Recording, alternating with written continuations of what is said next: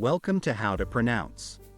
In today's video, we'll be focusing on a new word that you might find challenging or intriguing.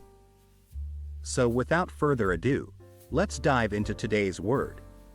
Gobbledygook, which means language that is meaningless or hard to understand, often used to describe academic or legal jargon. Let's say it all together. Gobbledygook. One more time.